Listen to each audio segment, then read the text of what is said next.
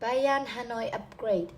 Joe Biden's visit to Vietnam reinforced a bid to counter China. Skipping an Asian talk fest in Jakarta and hot in the heels on the heels of the G20 meeting in Delhi, Joe Biden is set to make a state visit to Vietnam on September 10th. He is the fifth sitting American president to travel to the land of the former enemy. Yet his trip is surely the most significant since Bill Clinton's in the 2000, after he re-established diplomatic ties and drew a line under a bloody and bitter past. Since then, relations between the champion of the free world and the world's second biggest Leninist dictatorship, which governs nearly 100 million people, have only improved. That has been visible in America's ascent in Vietnam's carefully constructed hierarchy for relations with foreign countries. For a decade, the two countries' relationship has been defined as a comprehensive partnership.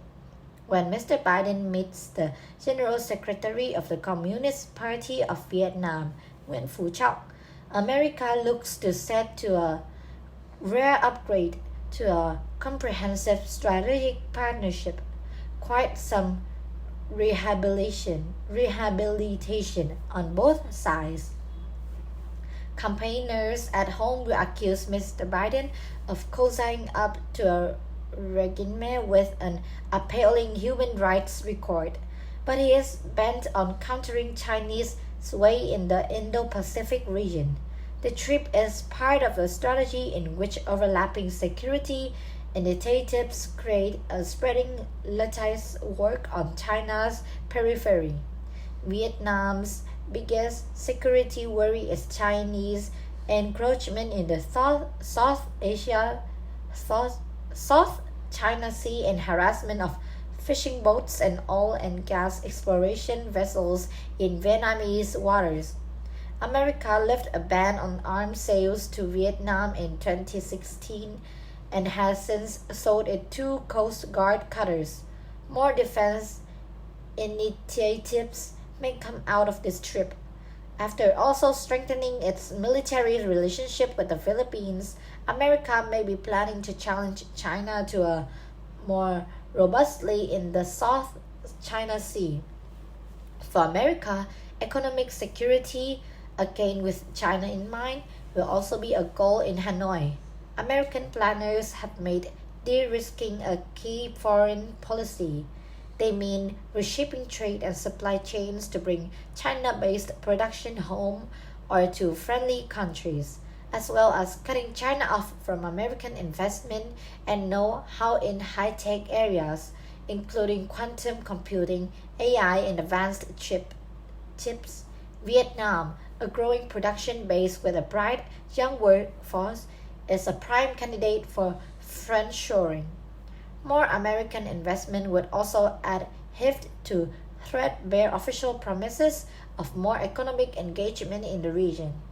As for Vietnam, much hangs on the upgrade. The country has become a linchpin in global supply chains. America is in its biggest export market, as Lê Hồng Diệp of the ISEAS Yusof Ishak Institute in Singapore points out. America is seen as a source of high-quality investment. Intel, a major chip maker, has poured over $1.5 billion into Vietnam. America also has plenty of green tech to offer. That matters in a country with ambitious climate goals that wants to get away from labor or resource-intensive industries. More defense engagement with America not only helps with the South China Sea, but also provides alternatives to Vietnam's reliance on Russian weapons. Already of questionable quality, They have been in short supply since Russia invaded Ukraine. Vietnam wants help building its own arms industry. China, not surprisingly, is unhappy. It condemns Mr. Biden's thickening of ties with Vietnam as more evidence of America's Cold War mentality. It will also be miffed that with the diplomatic upgrade, America will join a select club of only China, Vietnam's inescapable northern neighbor, and Russia, its backer during the war against America. Yes, yet Mr. Chok and colleagues have gauge that China will do little more than harumph.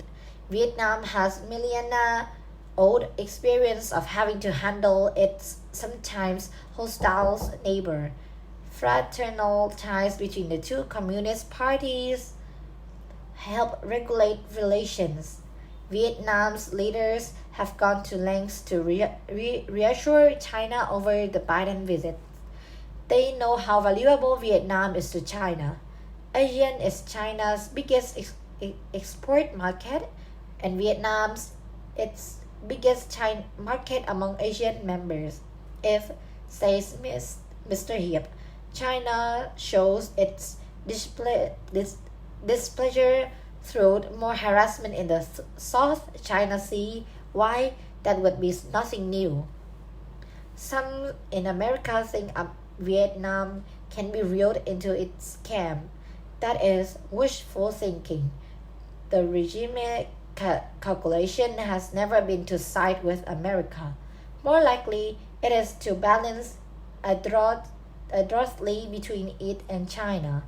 Better now to attempt a middle path than to leave it until relations between two great powers lurch even more dangerously downwards.